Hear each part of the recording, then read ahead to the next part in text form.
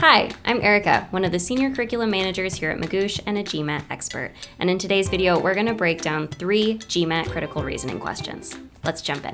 Now, the 3 questions I've chosen today belong to 3 of the most common question categories on GMAT critical reasoning: weaken or find the flaw, strengthen, and assumption.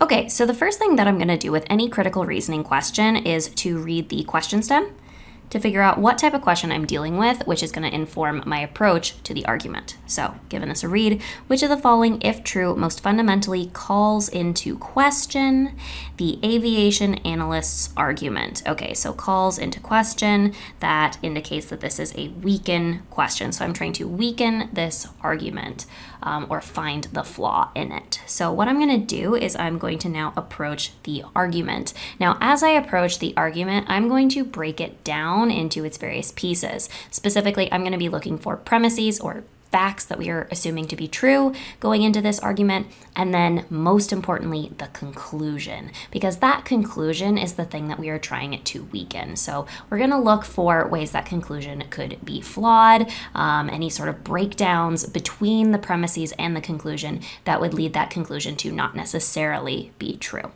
Okay, jumping in. Aviation analyst. To combat human error involved in air traffic control, Miro Jets Incorporated has recently installed each of its DC-10 passenger planes with a special anti-collision device. Okay, just a fact. Neat.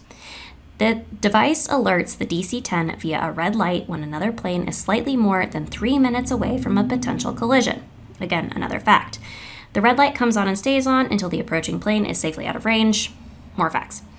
Aviation experts at Miro Jet Incorporated have determined that 3 minutes is ample time for a plane to divert its respective flight path to avoid a collision. A lot of folks are going to get hung up on this one and try to go, well, maybe they're wrong. However, this is just a premise here. We're not trying to fight the premises. We are just, again, assuming that this is a fact. This last sentence, however, starts with a therefore. That is a classic conclusion keyword, so we can assume that this last sentence is the conclusion. This is the part we're trying to weaken. This is the most important part. Therefore, if the red light on the anti-collision device is off, the DC-10 is more than 3 minutes flying time from any plane.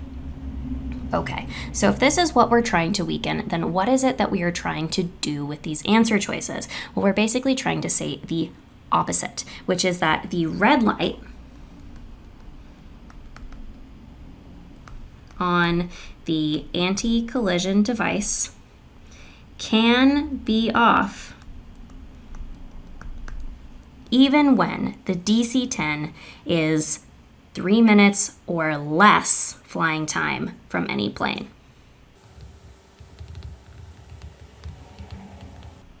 Okay, now notice what I did here. I made a prediction, and what that's going to help me do is when I go into my answer choices, I know what I'm looking for, and that's going to help me not get sucked into a lot of the answer traps that the test makers are putting in here, because that is one thing that we know for sure about critical reasoning questions, about reading comprehension questions, is that these answer choices are traps that are meant to suck us in and make us think really hard about them when they don't even close to do what we want for this question. Now, reflecting on this argument, I didn't notice anything that jumped out as very obviously wrong, none of our common problems with a critical reasoning argument. So I'm going to have to go with this kind of general prediction, which is that I'm trying to basically do the opposite of this conclusion. I'm trying to say, okay, rather than saying for sure if the light is off, the DC-10 is more than 3 minutes away, I'm trying to say, nope, I don't know that for sure. There is at least one case where that red light is off, but the DC-10 is less than or equal to 3 minutes from a plane. Okay, so I'm going to go ahead and jump into my answer choices. Taking a look at A, recently a near collision in which both planes were less than 90 seconds flying distance from each other was averted only by the prompt actions of air traffic controllers. All right. Now, at this point, I could really think about this answer choice and start thinking about the implications of it and really dig deep here, which is exactly what the test maker wants you to do.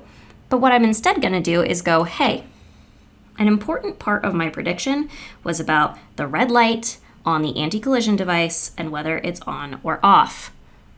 That's not in this answer choice. The anti-collision device doesn't show up at all in this answer choice, which means it cannot be right. It doesn't do what I want it to do, so I'm not going to think about it anymore. I'm going to eliminate it and look for an answer choice that better fits the bill. Okay, moving on to B. Some aviation experts warn that in certain cases, 3 minutes may not provide sufficient time for aircrafts to maneuver without causing onboard injuries. Once again, it does not have anything to do with the anti-collision device and the red light associated with it. Not gonna work. Notice that this is trying to disprove the premise right here, which again is not something we do in this sort of question. So focusing on that conclusion is going to be our best shot at getting to the right answer without getting sucked into these wrong answer traps. Okay, C.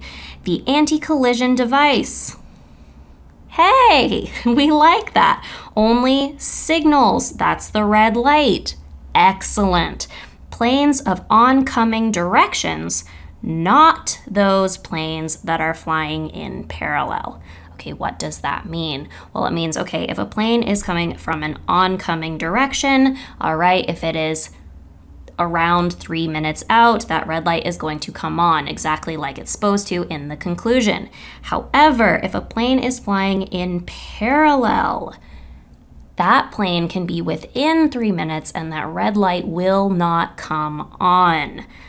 And that is exactly what we want to happen. A plane that is flying in parallel can be less than or equal to 3 minutes from our DC-10, and the red light will stay off. This is the correct answer.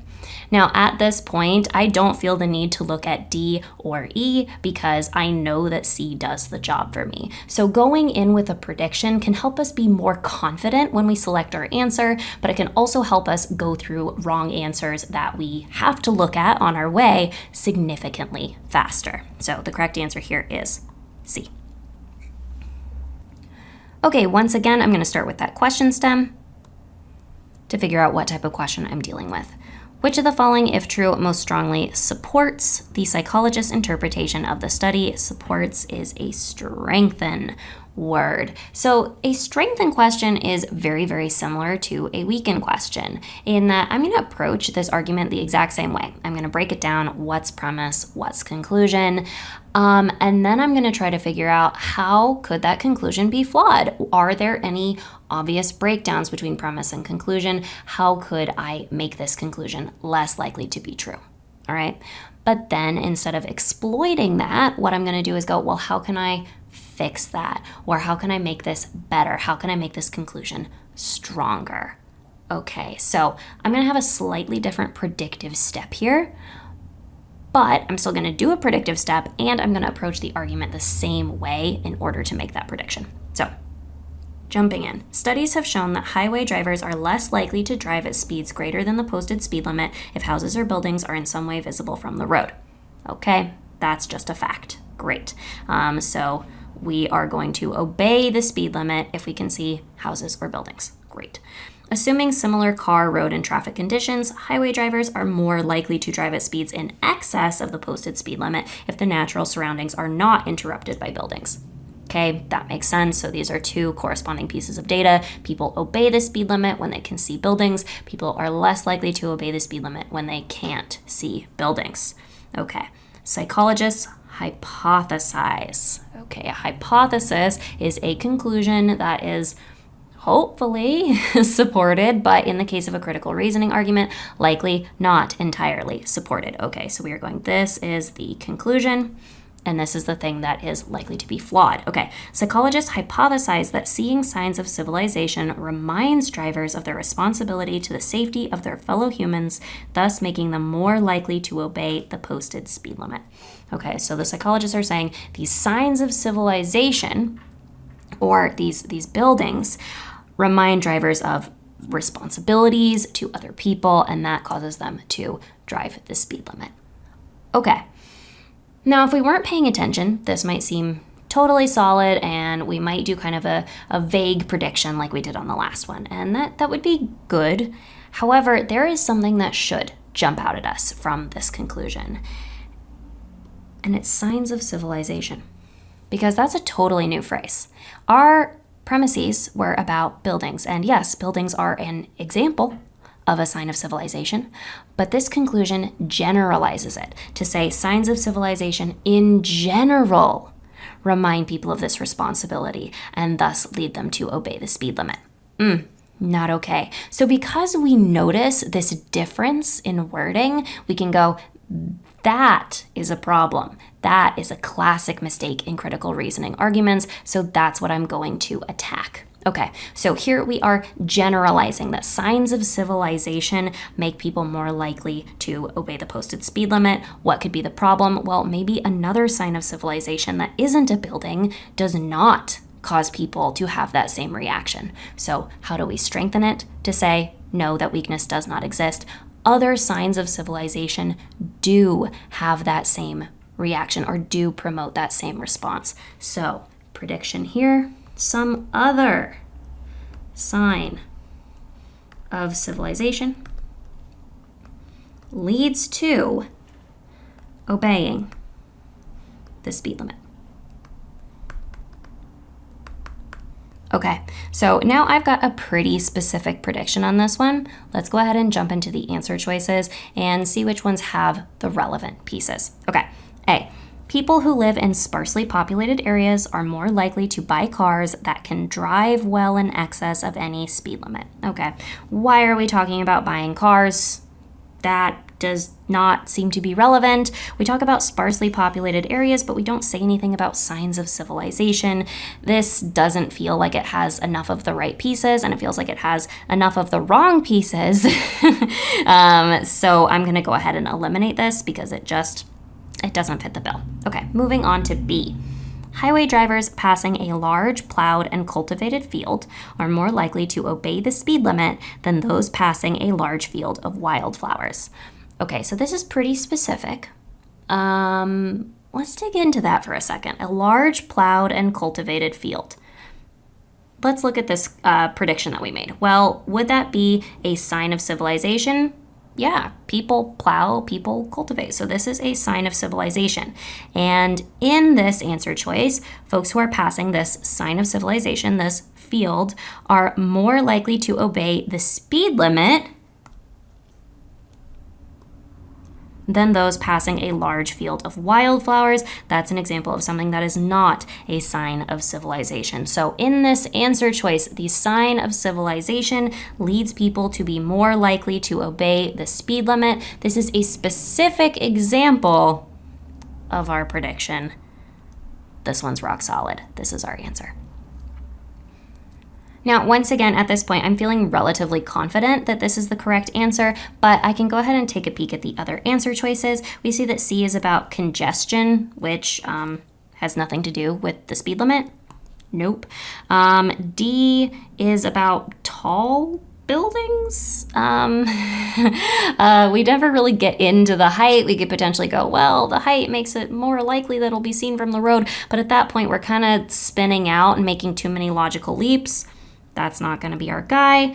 E talks about police officers and citations. Again, just totally off book here. We're going very far away from what we're looking for with our prediction, so this is not the correct answer either. So again, here making a prediction, ideally a more specific one based on recognizing a common flaw in the conclusion, between the conclusion and the premises, leads us to the answer B.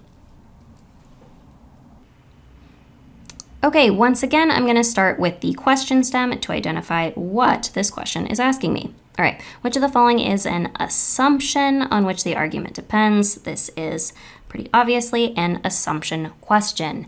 Now, a lot of people struggle with assumption questions because they're kind of funny birds, right? They're weird questions. And the best way, I think, to think about assumption questions is to think of them almost as a special type of strengthen question. Because with an assumption question, the answers do strengthen the argument. They are something that fills in flaws in the argument, that connects the premises and conclusions better, and in the end results in a better argument. So because we're thinking about this as a special type of strengthen question, we're going to approach the argument in exactly the same way. We are going to break it down, find the conclusion, look for ways that it could break down, and then think about ways that we can address that we can fix it, that we can make this stronger. However, there is a subtle difference between just a regular strengthen and an assumption question, which is that a strengthen question can strengthen the argument by any means necessary, right? It can go really far. It can pull all sorts of weird things out of nowhere that will make this argument better. So they could say something like, everybody feels this way, or nobody feels this way, or all or none. And those are really powerful strengtheners because they're so strong, right?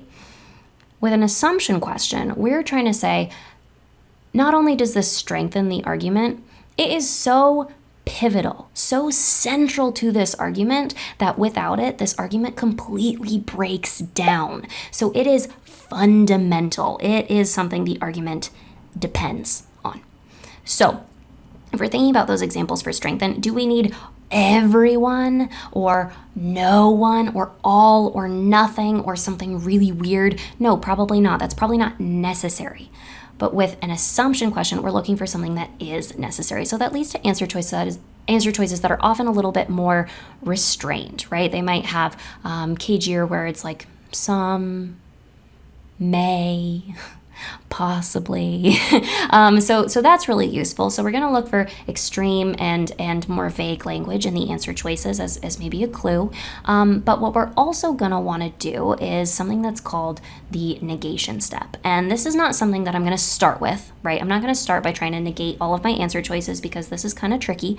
It's something that I'm going to use as a final step after I've approached this like a strengthen question to go, is this actually necessary to my argument? So in a negation step, all I'm going to do is take the opposite of my answer choice, which often means just adding or taking away a not. All right, so I'm going to take the opposite.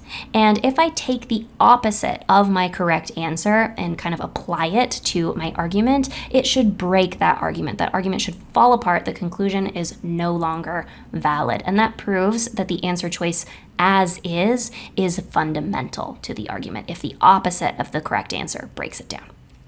So, a little bit tricky. You'll see what that means in just a second. But once again, I'm going to approach this like a strengthen question to start. So, taking a look at this argument, Omega Corporation has hired 2 management consultant firms, Manage Fix and Efficiency Run, to help cut unnecessary costs by streamlining its corporate structure. Neat. By following Manage Fix's plan, Omega Corp will save more money than it would by following Efficiency Run's plan. Again, this is not in question. This is a fact. All right. Therefore, there's that conclusion word again. This is our most important sentence because it's the conclusion. This is the part that's potentially flawed. Therefore, by following Manage Fix's plan, Omega Corp will be doing the most that can be done to cut unnecessary costs due to inefficient corporate structure. All right, in the first one, we didn't necessarily notice anything wrong with our conclusion. In the second one, we did. We noticed that imprecise language that led to a generalization, and that was the problem. Once again here, I'm noticing something about the language, kind of a classic mistake. And that's that some of this language is pretty extreme. The most that can be done. That is saying there is nothing else that this company could do that would reduce costs even a little bit. All right, so this is pretty extreme. So just like extreme answers are unlikely to be necessary assumptions, extreme conclusions are unlikely to be 100% true, right? They maybe go a little too far. So this is the part that I'm going to attack. So the conclusion here is that Omega Corp will be doing the most that can be done to cut unnecessary costs. The problem is maybe there is something else they could do. So how do I fix that? I say there is not anything more they can do to cut unnecessary costs. So I'm saying there is no more Omega Corp can do to cut unnecessary costs. That is my prediction. All right, and that will fix this conclusion. All right. Once again, I could go through the answer choices starting with A until I get to the right one, or I can really quickly just kind of pass my eyes over the answer choices. This is kind of a fun trick to see if I notice any of the words from my prediction jumping out at me from some of these answer choices, and that can just help narrow in a little bit quicker. And what I'm going to notice, unnecessary costs, cannot, we'll go can, okay, cannot be reduced more. There is no more they can do. All right, reduced, cut. Wow, this is really, really close. So specifically, this unnecessary costs and this more jump out at me as words from my prediction. So I'm going to start with this one.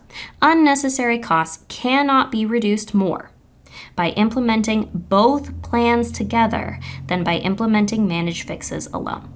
I mean, to be honest, the second part isn't even necessary, right? Because it's saying there is some way that potentially in an alternate universe could reduce unnecessary costs more. And this one is saying, nope, taking that out of the picture, there is not another way for them to cut these unnecessary costs. So this looks like it's a really good match for my prediction. But I'm gonna go ahead and do that negation step to go, okay, if I take the opposite of this answer choice, does it break this argument down?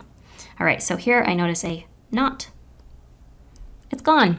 Okay, unnecessary costs can be reduced more. Even if I don't look at that second part, if I'm saying unnecessary costs can be reduced more, then it is not the most that can be done. So the opposite of the correct answer choice should break this argument down. This totally destroys the argument, which means the original answer choice is necessary. It is an assumption on which the argument depends. The correct answer is E. I'm not even going to look at the other ones.